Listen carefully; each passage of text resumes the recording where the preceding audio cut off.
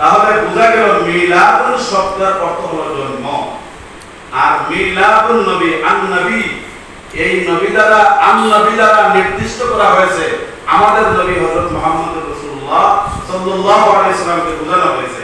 তাহলে মিলাদুন নবী বলতে কি বুঝলাম? যে নবীর জন্ম। এখন আসুন সিরাতুন নবী। সিরাত মানে হলো জীবন বৃত্তান্ত।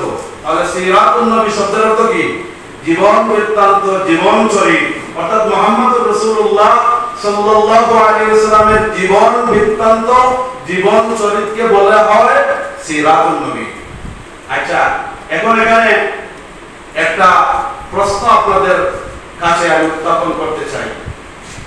যে প্রশ্নটা হলো যে মিলাদুন নবী বলাটা যৌক্তিক না সিরাতুন নবী বলাটা যৌক্তিক? সিরাতুন নবী। কারণ আমরা শাব্দিক অর্থের মধ্যে পেয়েছি যে মিলাদুন নবী যদি বলি তাহলে নবীর জন্ম কয়দিন? একদিন।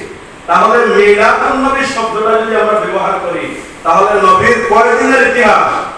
একদিনের ইতিহাস। আর সিরাতুন নবী যদি বলি তাহলে সিরাতুন নবী অর্থাৎ নবীর জীবন চরিত, নবীর জীবন বৃত্তান্ত। তাহলে নবীর জীবন বৃত্তান্ত জন্ম থেকে নিয়ে মৃত্যু পর্যন্ত 63 বছরের জিন্দেগিকে বলা হয় সিরাতুন নবী। তাহলে কোনটা যৌক্তিক? মিলাদুন নবী না সিরাতুন নবী? সিরাতুন নবী। এটা হলো পারিভাষিক যৌক্তিক কথা। এখন আসুন কর্মের ব্যাপারে যাই। এখন আমরা আমাদের সমাজে আমরা জটিলতা চাই না, এই জন্য আমরা বলি যে আপনারা সিরাতুন নবী ব্যানার দেন আর মিলাদুন নবী ব্যানার দেন, কর্ম যদি এক হয়ে যায় তাহলে আমরা এই পারিভাষিক নিয়ে আর দ্বন্দ্ব করব না। কর্ম কি? কর্ম হলো কাজ।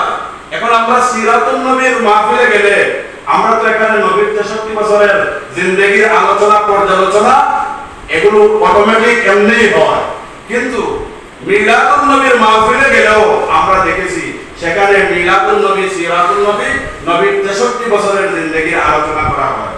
তাহলে কর্ম সমান। এই জন্য আমরা এটাকে ডিভাইডেশন করতে চাই না, জাতিকে ডিভাইডেশন করতে চাই না। আমরা শুধুমাত্র যৌক্তিকতার প্রশ্নে বলছি যে সিরাতুন নবী বলাটা যৌক্তিক, কারণ নবীর 63 বছরের জিন্দেগি সিরাতুন নবীর মধ্যে পাওয়া যায়।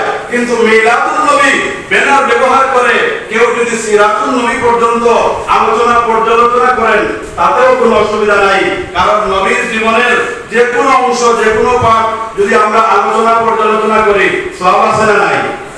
আছে।